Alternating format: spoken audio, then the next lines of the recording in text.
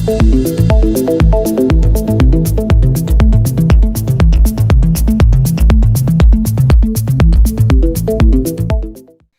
and welcome to Fit to Box channel. Please like and subscribe and don't forget to jab that notifications bell for all my latest uploads. Today I have got a special treat. I've got former British lightweight champion Scotty Cardle here, and I'm going to talk to him about not only his amateur career but his pro career, and also the stuff that he's getting into now he has finished with his pro boxing career. Scotty, welcome. Thanks, Simon. Thanks for your time. I just want to start off by asking, you've probably been asked this a thousand times, but how did you get into boxing? Well, obviously growing up in England with a Scottish accent, I had to defend myself from a few potential bullies. But obviously I was a bit of a, I would never say I was a naughty kid, but I like to get stuck in when I had to. So yeah. I think my dad obviously thought boxing would be ideal, discipline-wise, and I'll be honest, like, as soon as I walked into that gym, it changed me as a kid. It made me a more polite kid, a more respectful kid, and the discipline came shortly after. So I owe a lot to boxing, I'll be honest. Did your dad box? No, he never actually. No, he obviously in Glasgow, he was... He enjoyed judo. He did a lot of judo when he was a kid. So I don't think he got into boxing. No. So no boxing in the family. No granddad or anything like that. Well, my mum's uncle, he was a Scottish champion. But I didn't. Obviously, he lived in Australia by the time I was here, so I didn't really know Joe Cassidy. But other than that, no. I just obviously. As a kid, we always grew up watching Nazim Hamed and Tyson, all the big fights, and staying up for them. And I always loved it. So as soon as I walked into that gym, I felt like home, to be fair. So I loved it ever since. And what age were you? I was 7. Wow. So I was told by the coach that I wasn't really allowed to join the club, but he says, we'll see how things go. If you behave yourself, you can stay. And I went with my big brother, who was 9 at the time, and I just, like I said, I loved it, and I got used to the guys there, and you know what I mean. I felt like it was a bit of a family, and I can only imagine most gyms are like that. So that's why I was connected from day one. Did your brother carry on? Did he box? No. My brother was a professional footballer. He still is. He plays up in Scotland. So my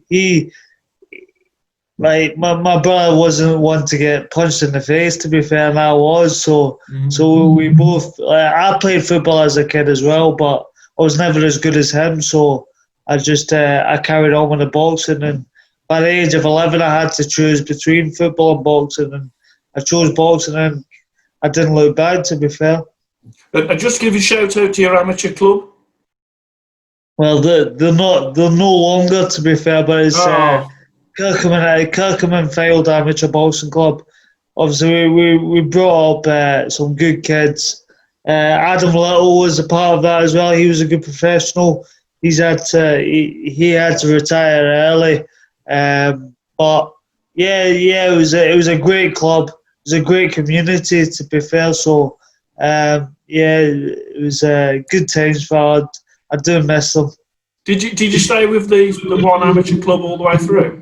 Yeah, the whole way through. Yeah, from the age of 7. I did. Obviously, we changed locations, but we were always the same gym. So, it was obviously like from the age of 7, the actual gym members themselves, they didn't really change. You know what I mean? So, like I say, it was a family in a way. We got to know each other very well, and I miss the days there. I had some great times. I mean, I'm an amateur coach at Telford Amateur Boxing Club. Yeah, so I always like to give a little bit of a shout out to your former coaches. Who was the people that coached you? Well, yeah, obviously Eric Metcalf, who's sadly gone now, and Frank Ellis, who again is sadly gone. But the reason why they're sadly gone is it's the old school. You know what I mean? You can't beat it, and I think that's like from an early age getting that drilled into you, and like in reality, you're learning the basics of it, but you're learning the hard way. You know what I mean? You're getting in there and you're getting the job done. And that's how you learn.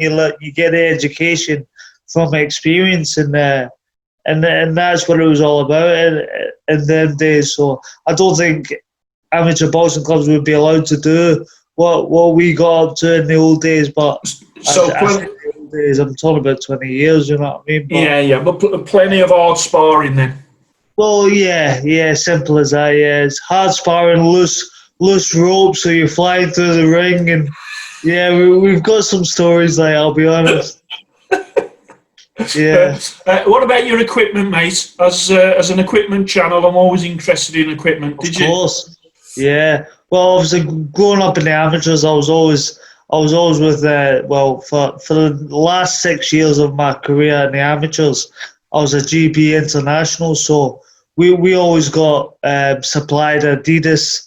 So everything that we trained in was Adidas. So it had to be for the legal rights. To be fair, we had a contract to make sure like any footage that was taken, we couldn't wear anything but Adidas. So, but I was quite happy with obviously the footwear of Adidas. Definitely, I felt like it was still early stages for Adidas when I was there. So I'd like to the gloves and even the bags. They weren't the best then, but I think looking at Adidas boxing now, it's up there with the best. If you ask me, I've just kitted out my gym in all Adidas. You know what I mean? Yeah.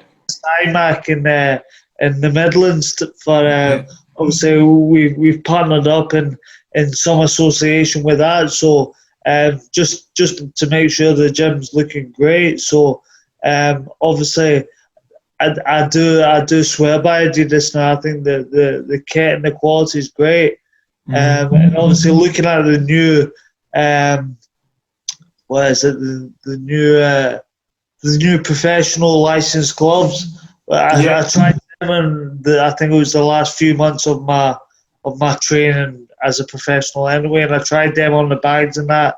They felt great. I was quite sad that I never got a chance to fight in them, but they're great. Like obviously, I've always had issues like with my hands and things like that, and I've pretty much tried every glove going, and coming through the ranks as a professional.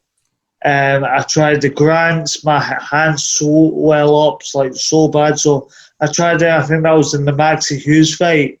That was a Central Area title, and I won the fight. Like, but after my hands were balloons. You know what I mean? I just thought it's not worth it really. So after that, I stuck with Lonsdale. Actually, I stuck with Lonsdale. I can't remember which ones it were, but my hands felt safe. I was still getting a few knockouts, so I had no complaints about the Lonsdale ones. So in your amateur then, did you have any hand injuries from, I don't know, you was fine in the amateurs? Obviously, we always use the 10-ounce Adidas, the amateur Adidas gloves, and never had any issues with my hands. I've always had issues with my hands, but I've never came out of a fight with them swelling up or anything like that. So, but I think obviously I don't know many boxers that have never had any issues with the hands. You know what I mean? Little niggles here and there. But in the professionals I did. Obviously the size got smaller, didn't they? Down to 8 ounce, and obviously you'll know for yourself. Like gloves are like. Every glove is totally different to each other, you know what I mean? So you've got to find the right pair that's suitable for you and what you need it for, because like the grants, people live by grants. People love grants and they say grants are the best. But for me personally, they weren't good for my hands. Yeah. I was quite gutted because I loved the look of them. I thought they always looked the business. So Mm-hmm. I was quite gutted to come out of the Master Hughes fights with bad hands. But the end of my career was more Everlast. I used the Everlast, and my last few fights with the Everlast MX that I used. And from the first time I wore them, there was no looking back. I loved them. And I'll be honest, like, talking about my hands, I know there wasn't much protection. Looking at Tyson Fury's, your video with Tyson Fury, and it looks like there's zero padding in them, to be fair, but my hands were always safe. They always felt well packed in, and they always felt well protected. So I swore by the MX gloves, definitely. Yeah, because obviously there has been the controversy over the MX gloves and the horsehair gloves, and I actually think that because of all the controversy, perhaps we need to get to a stage where there's a standard padding, different brands, but a standard padding. Yeah, I'm with you. Yeah, definitely. Obviously, if governing bodies want to go about it in that way, then that's the only way they can like rectify it, really. You know what I mean? Because if they stick to one glove, if they want to go Groin, if they want to go Adidas, but if they stick to all the same fit, then there'll be no issues in the future, really, will there? You know what I mean? Yeah, because of course you got the horsehair padding, but then you've got the padded foam ones, like the ones that Floyd Mayweather would have used, ones where they were trying to protect their hands. As opposed to trying to damage the opponent more. Yeah. So let's just carry on, just finish off with your amateur career. You represented England, represented Team GB, 7 times national champion. Yeah. That's quite an amateur career. Yeah. Well, obviously I got to the finals of the schoolboy championships in 2003. I lost that against a kid called Sam Osmond. I think he was from Essex. See, it's mad that I still remember all the names in that. But the next year, I got to the final again, and I came up against the same kid, Sam Osmond, and I beat him. And then from then on, that was my last schoolboy in 2014. And from then on, I won every year, junior ABAs, and then I went up to the seniors. I got to the quarters in the seniors, and I lost to Liam Cameron.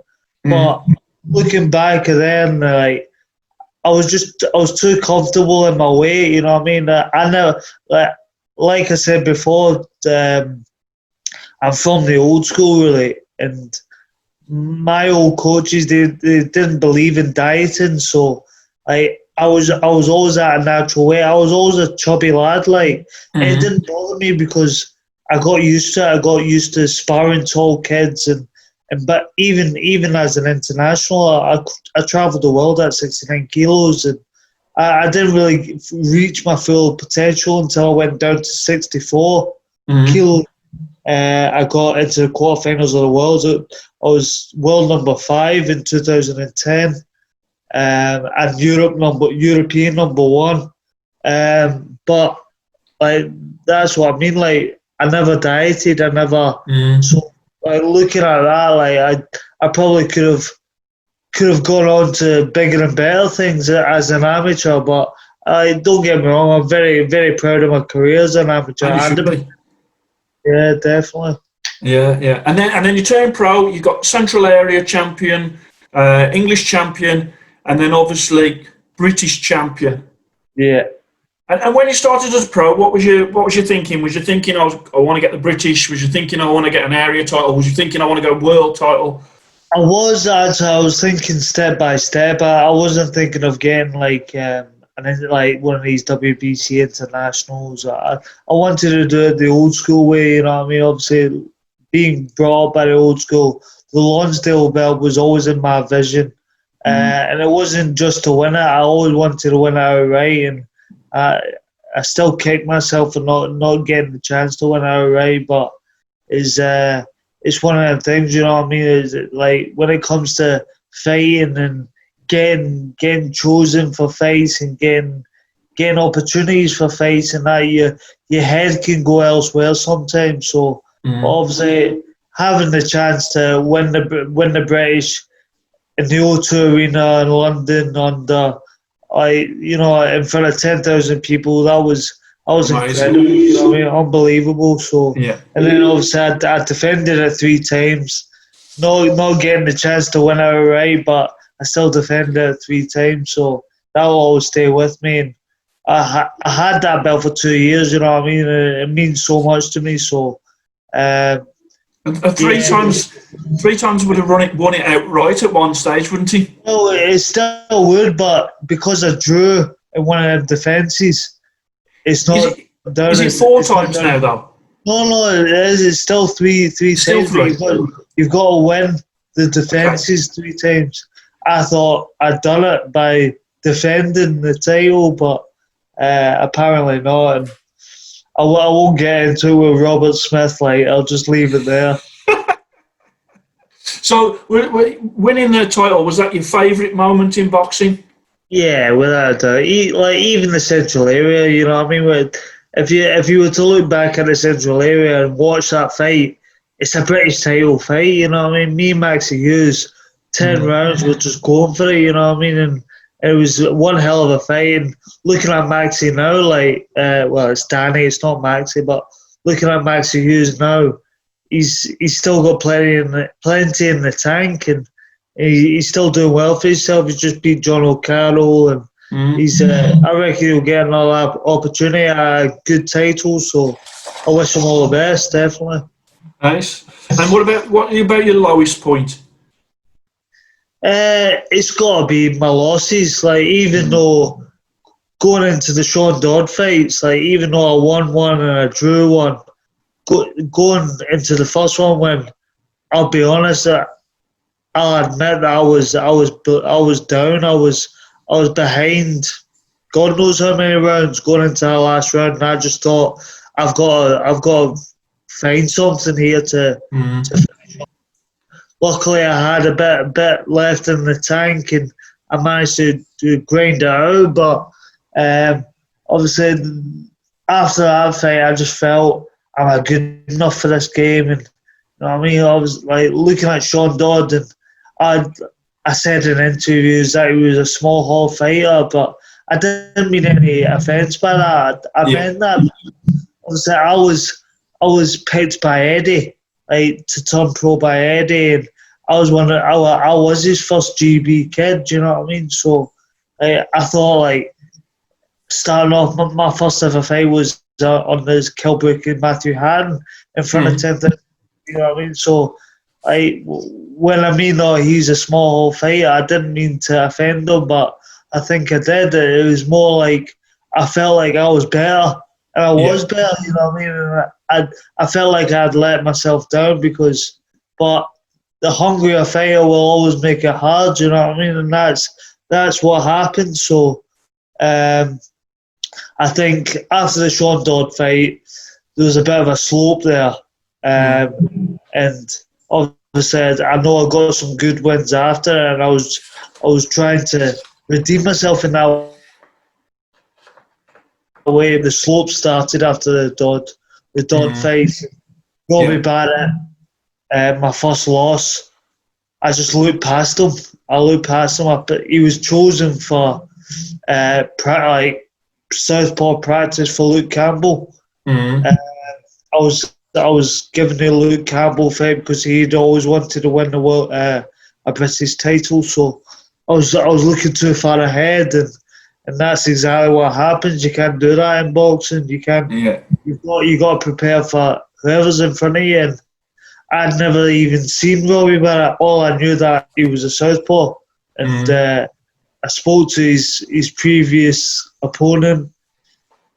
I was just told that he runs. He's southpaw. He's quite awkward, and he runs a lot. He's on his back foot a lot. So that's all. That's the only ammunition I had to obviously deal with that fight, and that's not good preparation. No, especially as a British champion, you shouldn't prepare like that. So that was on me, to be fair. Yeah. Who was the toughest person what was your toughest fight? Toughest fight, amateur or professional? Either. Let's do both. Right, well, amateur, it's got to be the Cuban, Ronnie Sotolongo. Um, he was next level. That was in the Worlds. That was in the World quarterfinals. I just beaten Alexis Vastine, who was quite a big name. He's died now. God bless him. He's passed away. But I beat him, which was a massive statement that I made. And obviously, my next fight was the Cuban Ronnie Sotolongo, and I had high hopes. You know what I mean? That was my first tournament at 64 kilos. I felt amazing, and I just thought, let's get it done. And he was just a better fighter, and I hope he was totally class fighter, and I think he still is. You know what I mean? He's won Olympic gold. He's won world gold. He's a different class fighter. I think in the professionals, looking at like status, it's got to be Ricky Burns, but I wouldn't say it was my hardest fight because it didn't last long enough. You know what I mean? My preparation for that wasn't good enough, and that was it. But I think I've got to give it Sean Dodd because he just came out. He came out of the woodwork and flying under the radar. I didn't expect that kind of fight from him. So he, like I said, I had to dig something out for the win with Dodd. So yeah, he took a lot out of me that both nights, to be fair. So yeah, I've got to say Sean Dodd's been my hardest professional. What about the best boxer you faced? Like pure boxing skills. I've got to go back to the Cuban, to be fair, yeah. Just like, obviously, looking at all the amateurs that have turned professional, look at Lomachenko, looking at even Luke Campbell, you know what I mean? These are all world-class amateurs, and he was in that list, to be fair. He's probably still at the very top of that list in the amateur game. So, yeah, like as a purist and as a boxing enthusiast, I think he's without a doubt the best boxer I've faced. Yeah. What about the hardest puncher that you faced? Hardest puncher? Ukrainian. It was I think it was Klitschko. Could have been Klitschko.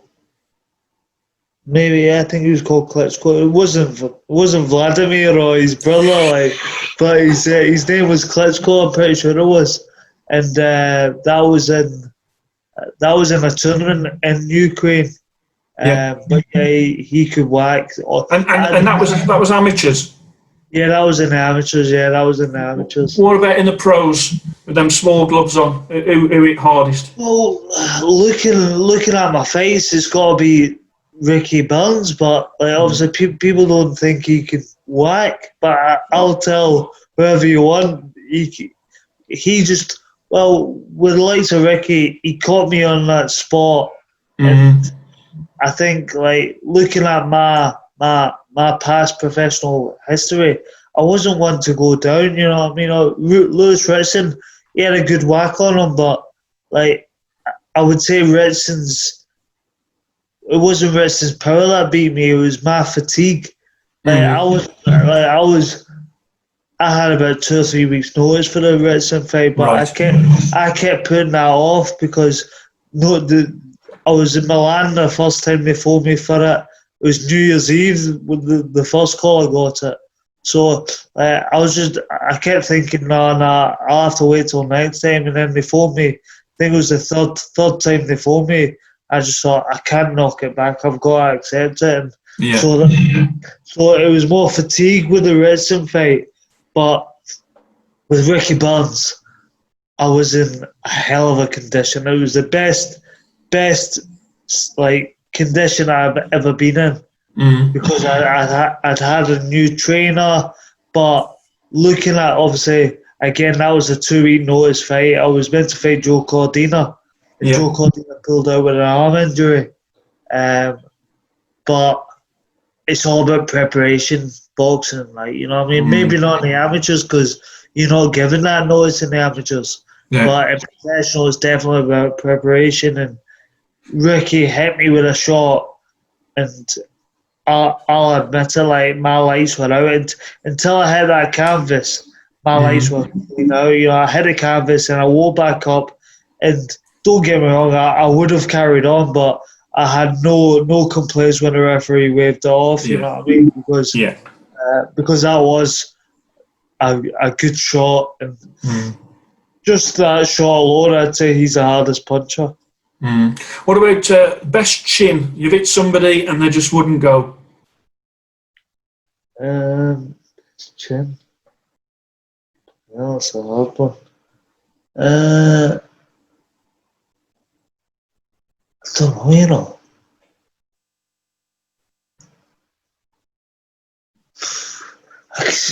See, looking at the face, I can only say Dodd, but obviously I stopped Dodd in the 12th round in the first fight.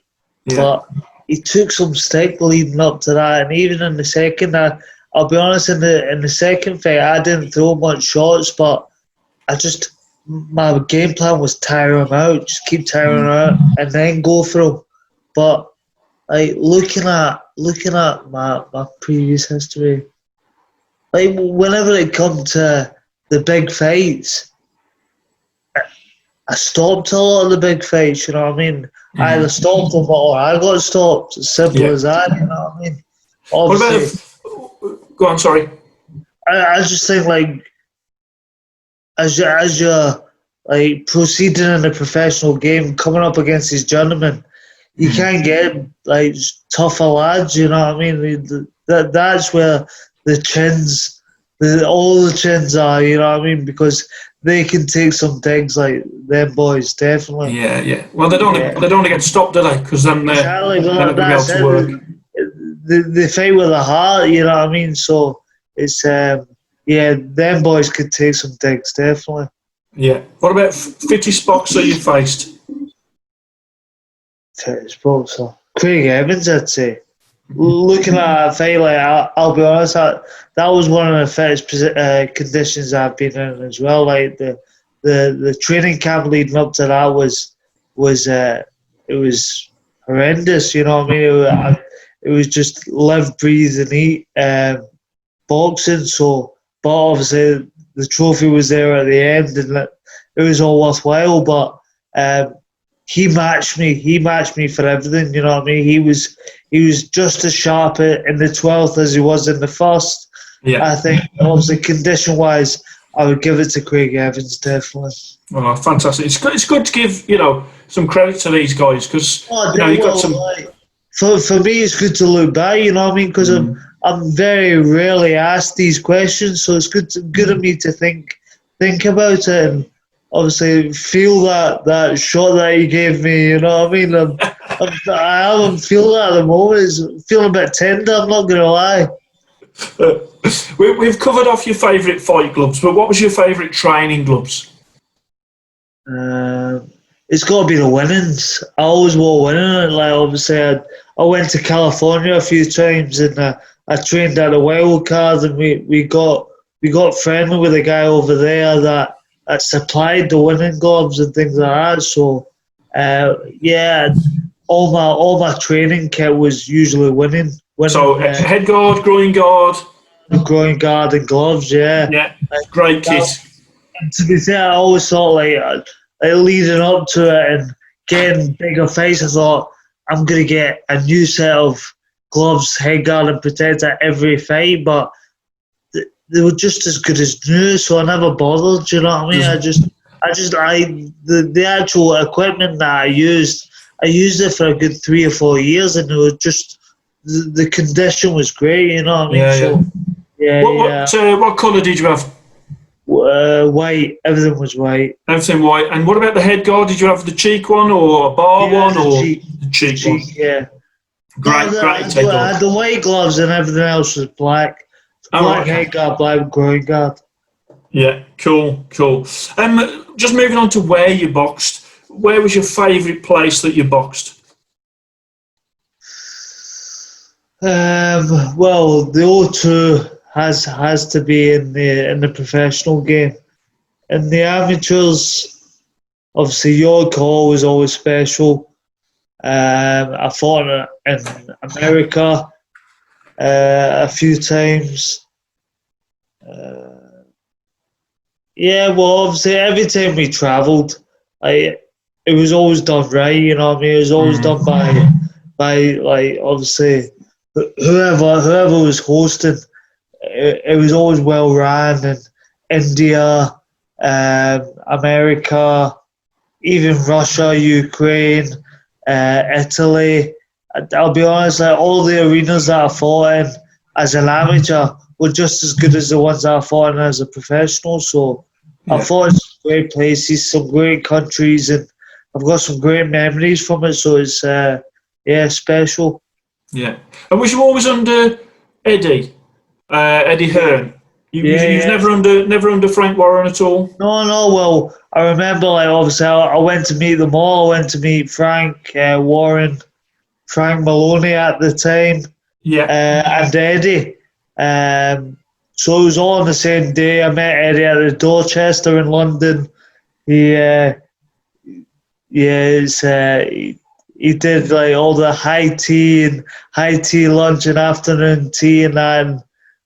And to be fair, like, I'll be honest, like, I won't talk figures or not like that, but Eddie actually offered me the worst deal of the whole. Yeah, he offered me the least money. But for some reason, I believed in Eddie. I thought whether he was a good man with his words or whatever, but he definitely made me believe in him and his. At the time, he wasn't massive in the professional game. You know what I mean? I think he had Kell Brook, Darren Barker.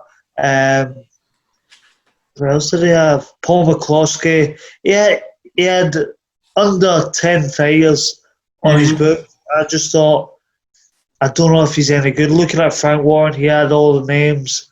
Frank Maloney at the time, I think he had Tony Jeffries. Big David Price. So it was one of them. I didn't know who to go with, but after that day meeting them all, I felt more stable with Eddie. And luckily enough, I feel like I picked the right guy, to be honest. That's good. That's good. In terms of you as a fight fan as well, what is your favourite fight that you know, if you had to watch one fight for the rest of your life, what would that fight be? See, I love the old school fights. Like, people will slag me for it, but I love watching like Rocky Marciano and Jack Dempsey and all them. But I think like coming into the new age, I would say the Castillo and Corrales fight. I loved watching that. Yeah, I loved watching that fight. It reminds me of the old school fighters. You know what I mean? Just getting the job done. Like, you know what I mean? Not leaving anything behind. And I just love that type of fight. I love the Mickey Ward fights, the Gatti fights, and brilliant. I just love. I love a good boxer I can get in there and just leave it all in the ring. That's what I like. Yeah. And what about favourite fighter now? Canelo. Yeah, he's good, isn't he? I'll be honest, like my good pal's fighting him in a couple of weeks, but for a while now, even back when Liam fought him, he was always my best fighter. You know what I mean? I loved watching him. But with that being said, and I'm not being biased here, I really feel like Callum could cause a massive upset. Yeah, because he's I good. feel like Callum's actual style, I don't feel like Kello's come up against it. You know what I mean? He's come up against good fighters. Don't get me wrong. He's fought good fighters in their prime, but I feel like Callum might have that something extra that Canelo might not know what to do with, and people will say, "Oh, you're just saying that because he's your pal." But even if I didn't know Callum, I'd feel that way. You know what I mean? I think Callum's like he's got something special. Like in the GB camp, me and Callum were 69 kilos, so I sparred Callum all the time. You know what I mean? Obviously, being short for the weight, I was always okay because the likes of Callum had long arms, so my objective was to get into his territory so he can't stick that jab on me. So, but looking at Canelo, like he's very like laid back until he gets the job done. You know what I mean? So I just think if Callum and looking at Joe Gallagher, the way they're managing the preparation, I think they'll have a good game plan going into the fight. So if I was to put money on it, I would put money towards Callum. Okay, yeah.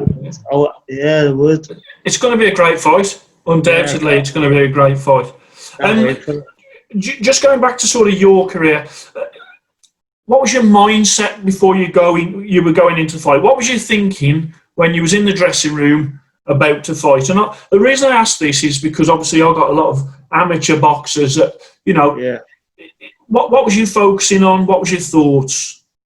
Well, obviously the focus was the training that we'd done leading up to this fight. You know what I mean? Obviously the focus was the drills that we've done over and over again. Like obviously we've always studied the fighter. We've always known the advantages, the disadvantages. And obviously that was the focus, but I won't lie. Every time there was fear, and but fear was always a good thing for me. I remember in the amateurs, I was in the junior ABAs, and there was a kid. I think it was London. He was London based, and he was knocking everyone out. I couldn't get any footage of this kid. Jake Hancock, he was called. I was just thinking, leading up to the fight, there was fear. And it's down to you to use that fear in a positive way, you know what I mean? I went in there and I was always Tyson. Tyson was my man, you know what I mean? And I'd had a portable DVD player in the changing room of all my fights. I had Tyson just get on a reel. Just watching all these fights, I had all the fights on a DVD, watching them all, and it just got me into a zone. So that fight, I remember walking in, and he was staring at me. He was on like a stage. He was trying to stare me out. I just thought, like obviously the fear was in the changing room. As soon as I got out there, I thought, let's get down to it. I knocked the kid out in the last round. I just thought, I know, but that's what I mean. Like talking about you in the amateur club and that, don't let fear take over. You know what I mean? You take over that fear, because that's what I've always thought. Like the fear was always a good thing, because it made you have your wits about you, and obviously it made you a better fighter. It made me a better fighter anyway, because I was always wary. I was always wary of everything. I like looking back at my professionals, because that's how people know me as. So they know that I've always used reactions as my style. So that fear was how I used my reactions. It was being wary of anything, because I always thought, if he catches me, God knows what's going to happen, so make sure that doesn't happen. So I was always slipping and, you know what I mean, moving, and always making sure I was getting away from the shot. So that was fear in the fight. So always fear in a positive way, yeah. Yeah. And if you could give like one piece of advice to young boxers out there? Just learn the craft. Listen to your coach. Listen, like obviously, growing up in the amateurs, and your coach will always know that a little bit extra. If your cornerman's in the corner, he sees the fight in a totally different way, but the best way possible. He's got the best seat in the house, so whatever he says, you got to take on board, and just listen to your coach. Take notice of everything. Yeah, that's great advice. Being a coach, that's great advice. Yeah, most definitely. And now, what about life after boxing? Yeah, well, obviously I was nervous to retire. I didn't know, because don't get me wrong. I would never say I was dead bright, but I was quite clever in school. I'd had all my qualifications. I was, you know what I mean, I was okay in that way. But from the age of 7, it's been boxing. You know what I mean? Everything's been boxing, and I've missed so much growing up as a kid to travel the world in boxing, to you know what I mean, to just in training camps for certain championships, for certain fights. So the nerves were definitely there. I was worried, and I felt like the only thing I could do is go into boxing in a totally different way, and that's what I've done. Like yourself, I've used personal training, I've used coaching, boxing coaching as a new role, and I feel like it's taken off now. I'm in the process of building my own gym, and that should be up and running next month and start January. So I've got high hopes for that. And what's that going to be called? So that's Cardle Boxing Fitness. So Cool. obviously it's going to be more than just a boxing gym. I want everyone to feel welcome.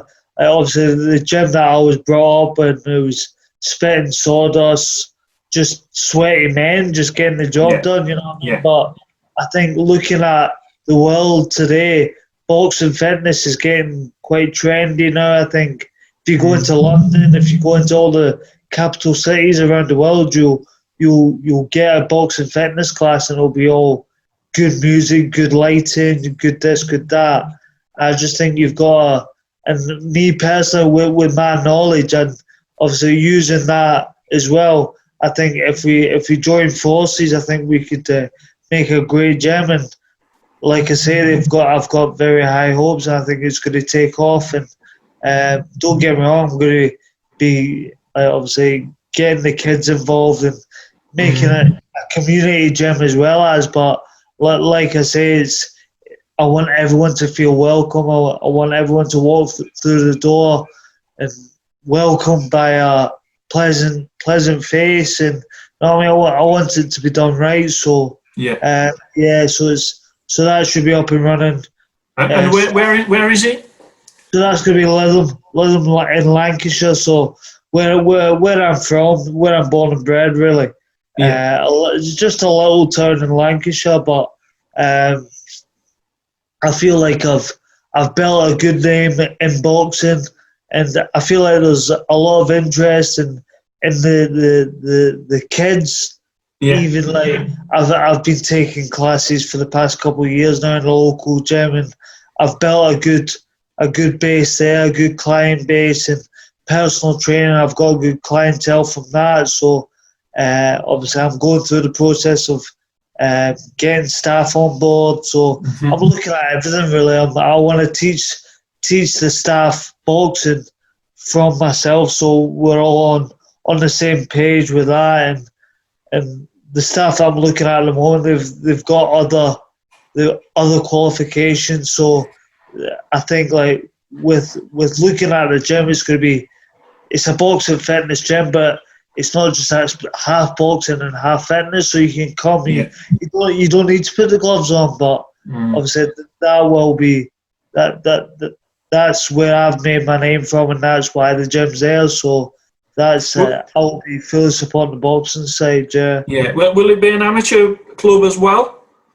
I think eventually. I haven't looked into that into too much depth, but I would like to build a good team to get started, and once I feel like the team's ready to compete, I'll definitely get involved in that. And perhaps getting involved with the pros as well. Possibly, yeah. Like one thing I'll say is that I'll never knock anyone back. You know what I mean? I think if a pro was keen to get involved and keen to train alongside me as a coach, as a trainer, I would never say no to that opportunity. But like where I'm standing now, I'm looking at the boxing fitness side of it, and I'm enjoying that side. I'm enjoying training like the businessmen, the businesswomen, the middle-aged people, and all ages, all genders. I like teaching someone something new. I'm getting some.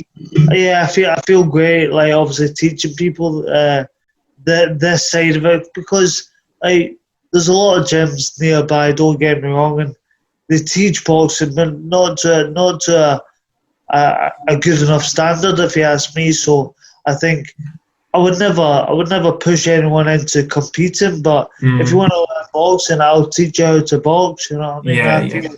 I feel like that's a perfect way to go about it.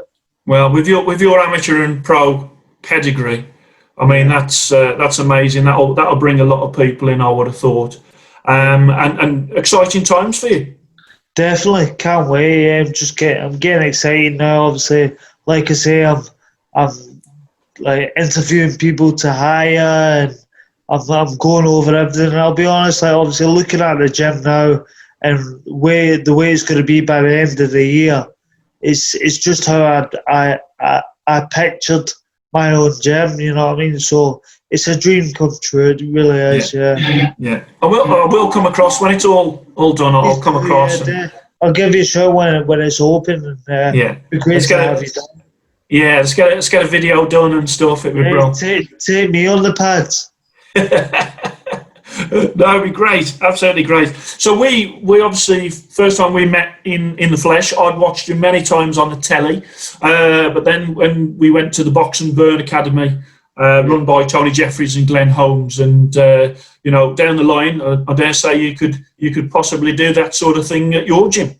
Yeah, well, here's hoping. To be fair, like obviously with the likes of the gym, I think it's limitless. I think I've got opportunities that I can tap into. So looking at the way Tony Jeffries done it, he's smashed it. Looking at like, obviously the way he's running his business, it's the way it should be run. You know what I mean? So I look up to Tony in this game because like looking at what he's achieved in the time he's been retired from boxing, you got to take your hat off to him because he's. Don't get me wrong, it's not been overnight success. Not at all.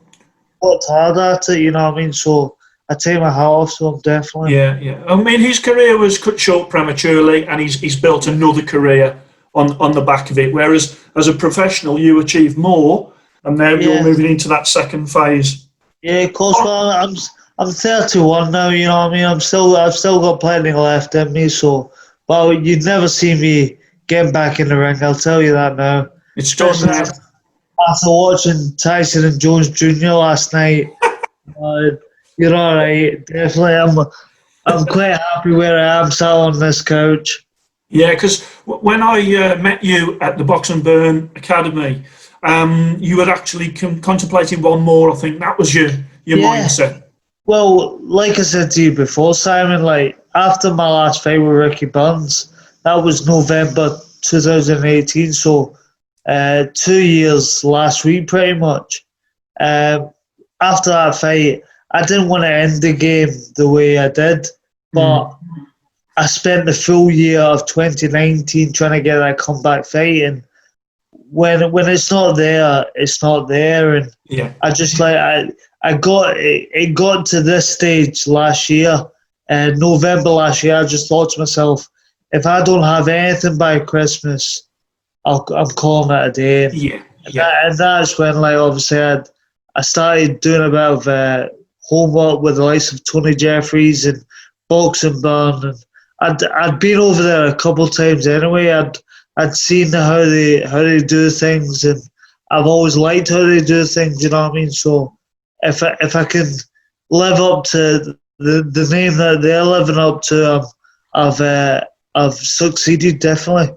Yeah, and when I went to the actual course, the Box and Burn course, and saw Scotty Cardle on the same course, that was great. That was great for me, and great for the other people on the course that would have recognised you, and that was just great part of the experience as well, to be able to sort of spend some time with you, have a little chat with you, and obviously we've exchanged messages and spoke since as well. Yeah, of course. And, it's great that you're sort of moving on and you've been able to rule that line now, because boxing can pull people back. So yeah, of course it can. Well, like everyone else in the game, like you start from an early age, and that's just a life you live then. You know what I mean? It's like very rarely you'll see kids coming into this sport at the age of 19. Look at Anthony Joshua. That's what he's done. Yeah. Look at the career he's had up to now. You know what I mean? There's not many. No. Obviously, last night, I know this might be a video down the line, but last night was Mike Tyson and Roy Jones Jr. And that's two people that have lived in the sport all their life, and they had to do that for their own self. You know what I mean? Yeah. Whether they carry on or not, that's up to them. But I don't support that whatsoever. I feel I take my hat off to them for looking the way they did. They're in great condition, the both of them. You know what I mean, for their age. But I think you come to a part in your career that you know when to call it a day. Yeah. And I did not know that until it got to a year on. I just thought, people are looking out for me here. That's why I'm not getting fights. People don't want to put me into fights because I wasn't looking for a 6-rounder. I wanted a 12-round do or die fight. Call it a day, you know what I mean? Yeah. But if it's not there, it's not there. And luckily, I had to find out the hard way. And Ricky Burns, I felt great, but it wasn't there anymore. And that's when you know. Yeah. And how many boxers, even though they probably realise that, just carry on? Yeah, exactly. Well, that's it. It's sometimes it's for financial reasons. Sometimes it's just for your own mental health. But it's not good carrying on, especially in this game. It's a very dangerous game and a very lonely sport. So the best thing you can do is get out at the right time, have your family on board, and just live the rest of your life happily. Yeah, absolutely. Last question. Fantasy fight. If you could have fought anyone from any time in any era, who would you have liked to have fought? Wow.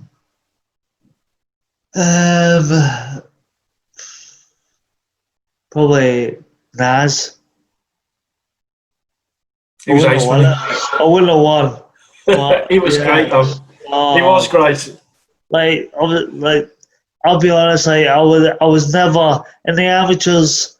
I was all about Tyson, and as I got in the pros, it was less of the high guard and more of obviously hands down. So I wouldn't know who to compare myself with in the professionals.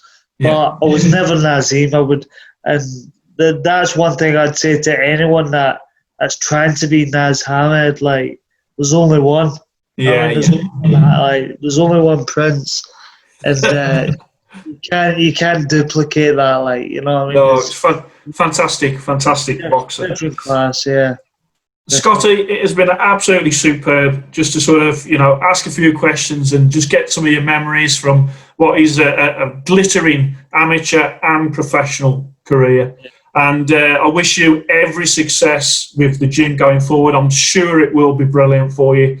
And just want to say thank you for your time. I'm sure that my viewers appreciate that as well. And just thanks out there for watching. Please like and subscribe to Fit to Box channel, and I shall speak to you soon. Thanks so much, Simon. It was lovely reliving the past. I'll be honest, it was great, pal. Yeah, it's good. Really enjoyed it. Thank you, mate. Cheers, Simon. Take care, pal.